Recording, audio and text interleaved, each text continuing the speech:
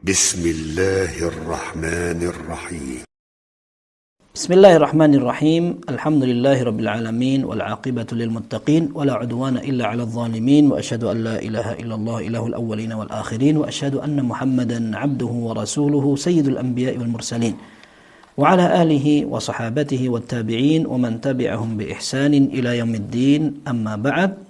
Anggota grup WhatsApp Dirasah Islamiyah rahimana wa rahimakumullah. Semoga Allah Azza wa Jal menerima amal ibadah puasa kita, salat malam kita, membaca Al-Quran, istighfar, berdoa, dan ibadah lainnya. Dan semoga Allah Azza wa Jal mengampuni dosa kita, menjadikan kita sebagai hamba-hambanya yang dibebaskan dari api neraka. Kaum muslim dan muslimat rahimana wa rahimakumullah. Di dalam Sahih Bukhari dari jalur sahabat Abu Hurairah radhiyallahu anhu, Rasulullah sallallahu alaihi wasallam bersabda, "Man lam yada' qaul az-zur wal 'amal bihi wal jahl falaysa lillahi hajatun fi ay yada'a ta'amahu wa syarabah." Barang siapa yang tidak dapat meninggalkan perkataan yang dusta, curang, palsu, atau bahkan mengerjakan hal-hal yang berkaitan dengan kecurangan tersebut, dan dia mengerjakan tindakan orang-orang bodoh, maka Allah subhanahu wa ta'ala tidak membutuhkan puasanya, tidak membutuhkan aktivitas meninggalkan makan dan minumnya. Hadis ini berkaitan dengan anjuran dan perintah untuk menjaga kesempurnaan puasa dari hal-hal yang dapat membatalkan atau mengurangi pahalanya.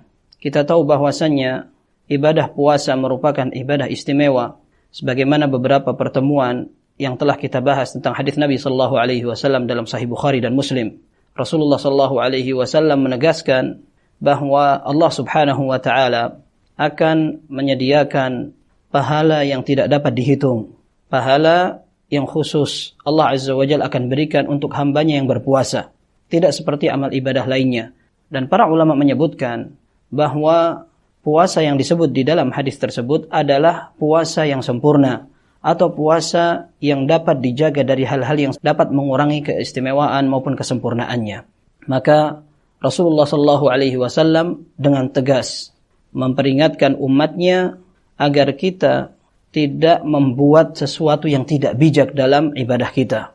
Rasulullah sallallahu alaihi wasallam menyatakan, barang siapa yang tidak dapat meninggalkan hal-hal tersebut, maka puasanya tidak Allah butuhkan.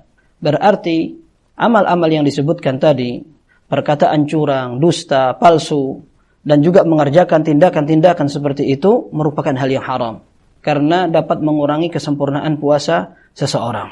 Disebutkan oleh para ulama, yang dimaksudkan dengan perkataan palsu adalah al-ma'ilu 'anil haq. Setiap kata-kata az-zur yang curang artinya adalah kata-kata yang melenceng dari kebenaran. Dan ini bisa berwujud perkataan maupun perbuatan. Dan setiap hal yang demikian terkadang bisa membatalkan puasa seseorang dan terkadang dapat mengurangi pahala ibadahnya. Maka Rasulullah sallallahu alaihi wasallam dalam hadis yang kemarin kita bahas tentang kesempurnaan atau keistimewaan puasa, Rasulullah sallallahu alaihi wasallam menyatakan, "Fa idza kana yaumu shaumi ahadikum fala yarfuth wa la yaskhab." فَإِنْ سَابَّهُ أَحَدٌ أَوْ شَاتَمَهُ أَوْ قَاتَلَهُ فَلْيَقُلْ إِنِّي امْرُؤٌ صَائِمٌ. Maka ketika kalian sedang melewati hari puasa, hendaklah dia menjaga diri agar tidak berbicara yang kotor, tidak berteriak-teriak, melakukan perkataan yang biasa dilakukan oleh orang-orang yang tidak berilmu. Dan apabila dia ditantang orang, diajak untuk berdebat, diajak untuk menjelek-jelekkan, hendaklah dia mengatakan saya sedang berpuasa. Dan termasuk di antara hal-hal yang ditegaskan oleh para ulama terhadap orang yang berpuasa, agar mereka jangan sampai mengisi waktunya dengan ghibah, menggunjing, membicarakan keburukan orang lain. Hadis ini umum. Hadis tentang larangan untuk ghibah atau membicarakan keburukan orang lain ini umum. Akan tetapi untuk orang yang sedang melakukan puasa, ini lebih ditekankan lagi. Terlebih ketika orang berpuasa, kebanyakan aktivitas hariannya berkurang, sehingga peluang untuk melakukan perkataan-perkataan yang lebih dari kebutuhan seringkali terjadi tanpa dirasa atau disadari. Maka ingat hadis Nabi sallallahu alaihi wasallam, min husni islamil mar'i tarkuhu ma la ya'nih. Di antara tanda baiknya Islam seseorang adalah dia meninggalkan sesuatu yang tidak bermanfaat. Kemudian dalam hadis yang sahih Rasulullah sallallahu alaihi wasallam menyatakan, "Man kana yu'minu billahi wal yaumil akhir falyaqul khairan aw liyasmut."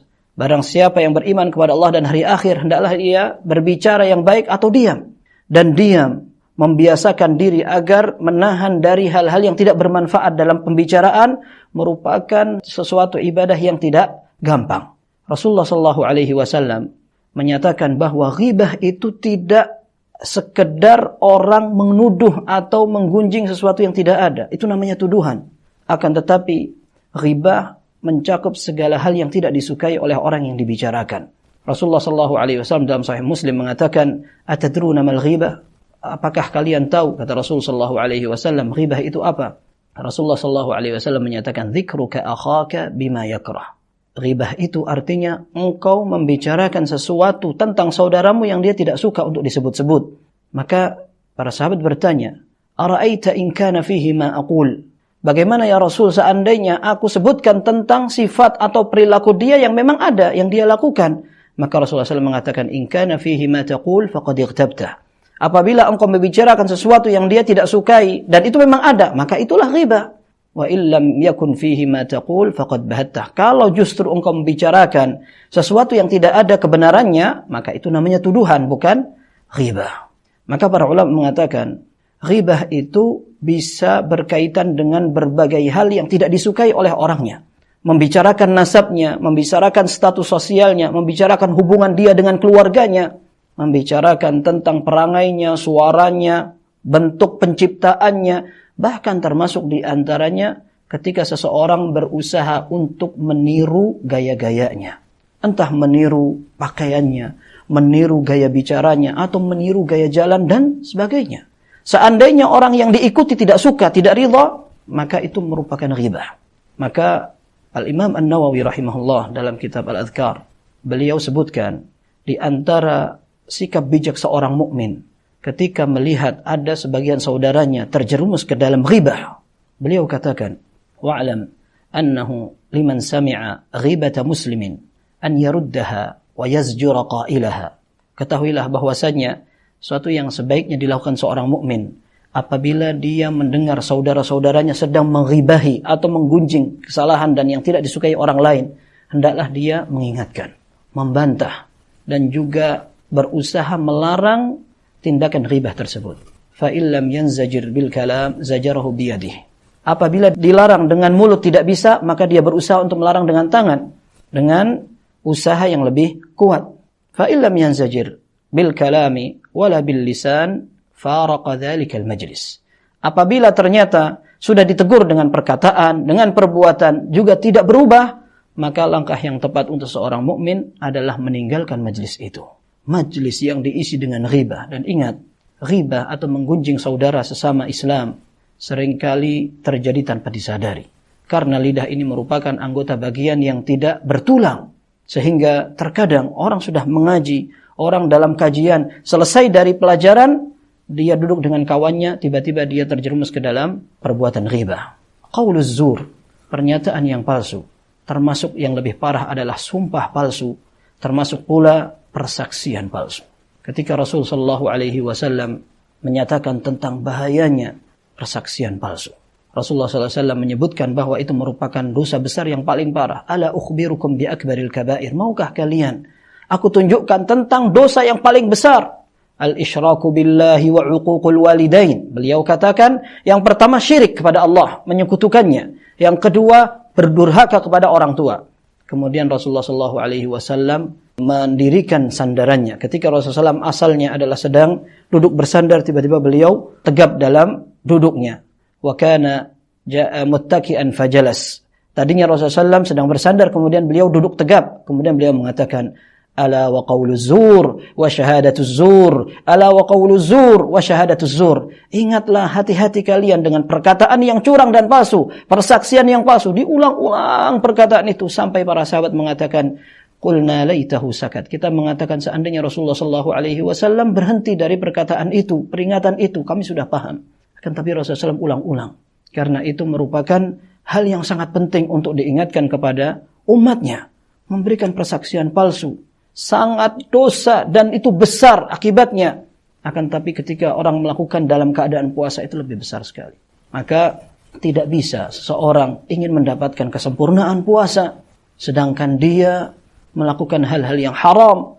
Dia puasa akan tetapi dia berbohong. Dia puasa akan tetapi dia menyakiti orang. Memberikan persaksian palsu di depan orang, di depan hakim dan sebagainya. Bagaimana puasa yang akan dia persembahkan kepada Allah Azza wa Jalla? Maka dalam berpuasa kita banyak meninggalkan hal-hal yang hukum asalnya mubah.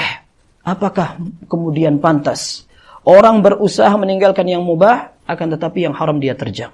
Maka Ibnu Rajab Al-Hambali rahimahullah dalam kitab Lataiful Ma'arif mengatakan, "I'lam annahu la yatimmu at-taqarrubu ila Allah Azza wa Jalla bitarki hadhihi asy-syahawati al-mubahati fi ghairi halati as-siyam illa ba'da at-taqarrubi ilaihi bitarki ma harramahu Allah fi kulli hal." Ingatlah bahwa seseorang beribadah kepada Allah dengan meninggalkan sesuatu yang hukum asalnya mubah, boleh, karena di luar waktu puasa.